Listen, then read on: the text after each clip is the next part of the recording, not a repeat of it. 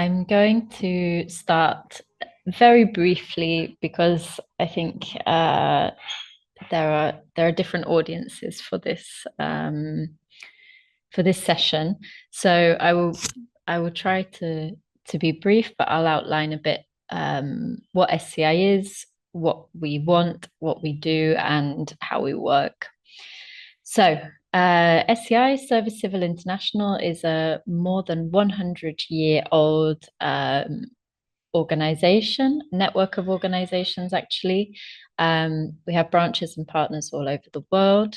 Our vision is a world of peace, social justice, and sustainable development, where all people live together with mutual respect without recourse to any form of violence to solve conflict. And our mission, so the methods we use to try and reach our vision, is to promote a culture of peace by organizing international volunteering projects with local and global impact. So that's the big picture. Oh yeah, next slide, please. What do we do? How do we carry out our work? Three key areas of our activities are short and long-term volunteering. So we have every year we have hundreds of short-term projects of 1 to 3 weeks where an international group come together to work for a common cause. We also have longer-term projects from a month to a year, sometimes even more, where you go as an individual, you integrate into a community, and use volunteering as a tool to work together. We have training courses. I think many people watching this will know about SCI training courses. We use non-formal education methods to support and upskill activists. And then, as well as that, we have local events organized by the organizations in our network who have their own events on local level. Yes, next, please. Okay, then a bit about how we work, because this is important when we're going into the ins and outs of proposals, resolutions. So this is a bit our scope. We are a big network. We have 138 organizations in 96 countries. But there's an important distinction between the blue and the green here. Blue represents places where we have branches and groups. And the green are where we have partner organizations and contact organizations only. And I'll explain that more if we can go to the next slide. Okay, so there is a bit of a structure of membership to SCI. Branches and groups, they have full statutory power in voting. So they participate in our decision-making processes. They are full members. That's another way of that's how it's written in our constitution. Branches and groups are full members of SCI. And then we have partners and contacts. They're organizations which we have an agreement to cooperate together, but they are independent from SCI. They're not full members. They are, partners. So those are the kind of two levels of organizational membership to SCI. I won't go into the details of branches versus groups and partners versus contacts. There's small differences, but yeah, that's the main difference. Then we have working groups. These are groups of activists, volunteers, staff members, work like who have organized themselves around a common issue, and can be officially recognized within SCI as a formal working group. And working groups can also be represented in the decision-making structure. Then on the bottom there, we have the International Secretariat. This bottom row represents more like the coordinating structure, I would say, of SCI. So we have the IS, which is the office I'm in here in Antwerp. And yeah, we are the operative arm of SCI. So we carry out the decisions made by the movement. There's the IEC, the Executive Committee, which is the board, responsible for the management and strategy. And then importantly, quite crucially, the last point on this slide, the International Committee meeting, which we call the ICM. It's the highest decision-making body. It's our General Assembly. Delegates come to represent branches, groups, and working groups. And this is where we make actually decisions that change the work of SCI and direct what we do. Yes. Yeah. So here's a kind of more visual representation of that. Yeah, you can see branches and working groups there are within this coordinating structure, whereas partners and contacts are outside. They don't attend the ICM, so they don't have voting power. And yeah, this contributes to a democratic decision-making process. Okay. Yes. Next slide.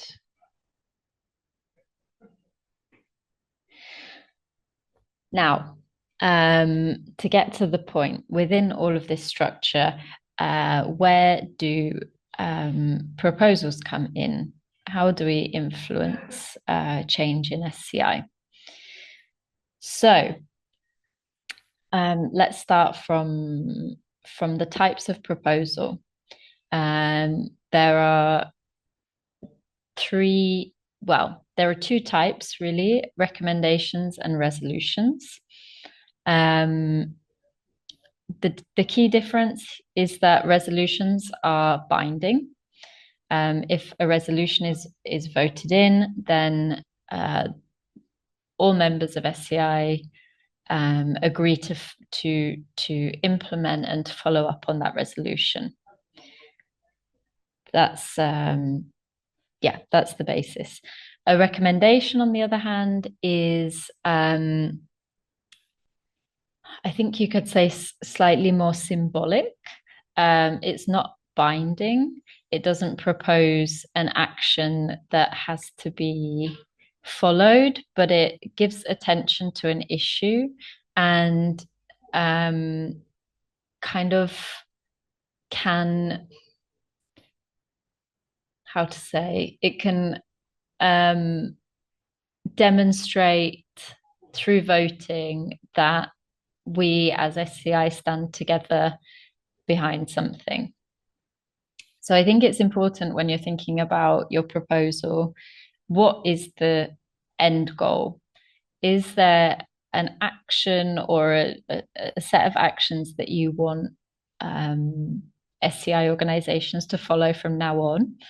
Or are you trying to raise awareness and try and get people together behind a common idea?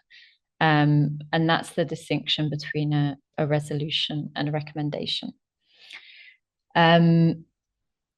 Yes, so Jörg already outlined the process of how to start working on a proposal. Then in SCI, such a proposal would always be presented at the ICM, which happens in December every year. And that's where members would discuss and vote on those recommendations and resolutions. Now,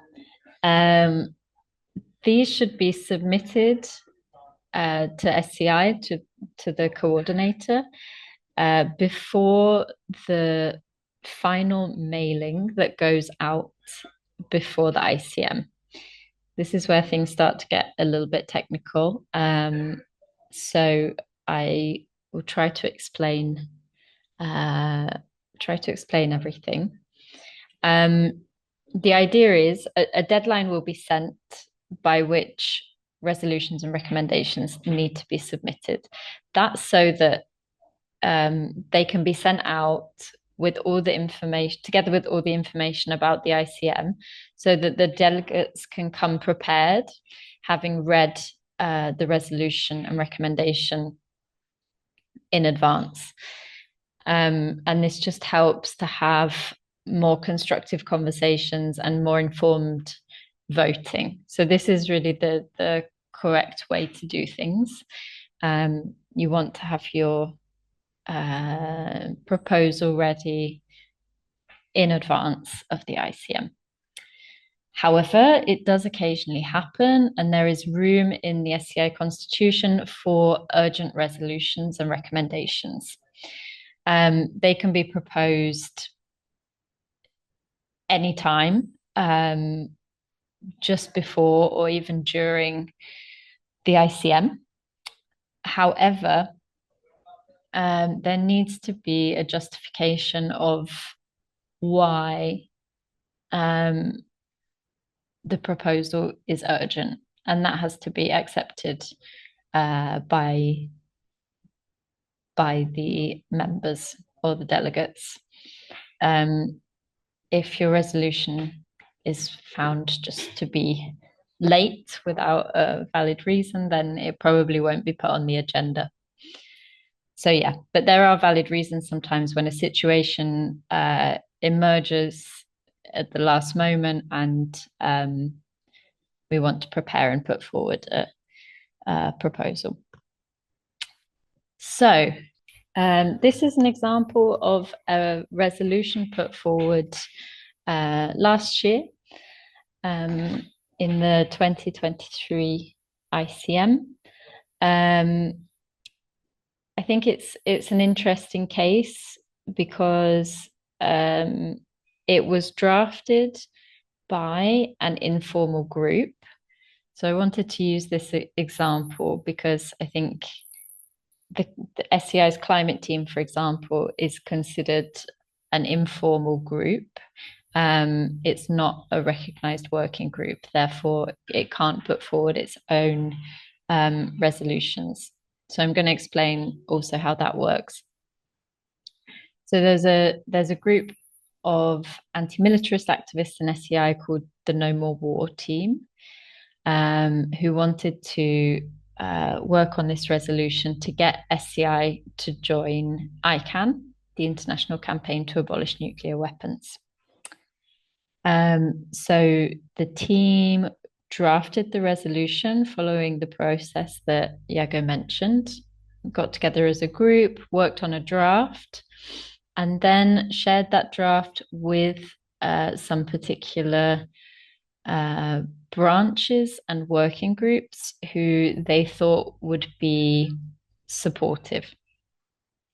So if you have someone who knows the organization a little bit in your team, that means they probably know who's going to be sympathetic to the cause. I mean, with this one, we hope that all of SCI would be on board, but there are some organizations who are more actively supporting anti-militarist activism. So those are the ones that we approached. They as we can see at the bottom of the resolution, became the proposing and supporting organizations. So you need, the rules of SCI say that you need at least one proposing branch, group, or working group, and one or more supporting. So we managed to get the support of SCI Austria, SCI Switzerland, and SCI Italy for this resolution. We also followed a specific structure, which I won't go into in detail. I'll just say, yeah, if you're working with SCI or if you're working with any other organization, they will have templates for how to do this. So in SCI, we require the background, we require the proposal, the plan of action, and the proposing and supporting organizations. So we always draft resolutions according to that structure. I just wanted to also quickly show an example of a recommendation. This was also from last year. Again, I won't go into the details, but I just want to show that sometimes a recommendation can make more sense. This was proposed more to open a discussion in the context of the ICM about an issue that many members were noticing, which was the fact that there is not much support for our regional working groups. So there's still a follow-up plan. It still follows the same structure. However, there's no binding action, just some ideas on how we can approach this issue together. So yeah, basically what happens after you have the support of some organizations or groups, your resolution or recommendation is submitted to the ICM. And that means the delegates receive it, they review it, and a discussion time is put into the agenda of the ICM related to this resolution. So for this one, it was added to the agenda. There was a time dedicated to discussion. And during that time, amendments can be proposed. So if someone or a group of people disagree or find an error or want to improve something in your resolution, they can propose an amendment to it during the discussion. This wasn't the case with this one. The resolution was simply presented. There were a few questions asked to the proposing organizations, and then the vote was taken, and the vote was I don't remember the exact result, but I think almost unanimously in favor of this. And then what happens is that the follow-up plan, which is already outlined here in the resolution, has to be followed. So yeah, we have to distribute the work in order to make sure this happens.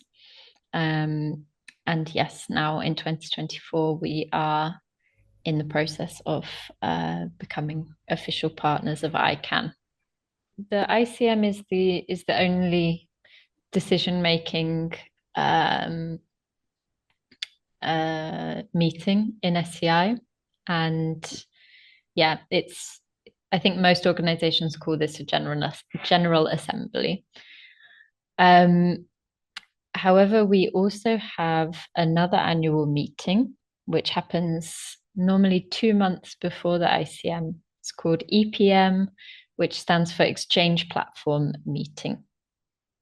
That's a space where um, representatives from not only branches and groups, but also partner organizations and contacts and activists that are informally uh, engaged with SCI. So it's much more open in terms of who can be there. And the premise is quite different. It's not about voting, it's not about decision making, it's about proposing discussion, proposing exchange, building partnerships, and things like that. It's like a big get together where we discuss the important topics to SCI. But the relevance that meeting has is that it's often the place where a lot of resolutions are, um, how would we say, like birthed, like through those discussions. Often we come up with ideas and we start drafting um, proposals. Or if we're really organized, and this is the best case scenario, we can already come to EPM with an idea for a proposal and then, yeah, already be in step, I don't know, 2 or 3 of the process that you outlined before, Yago. So, yeah, getting a team together and then trying to get support. So, if you already know before the EPM, then you're in a great position to start getting support for your proposal.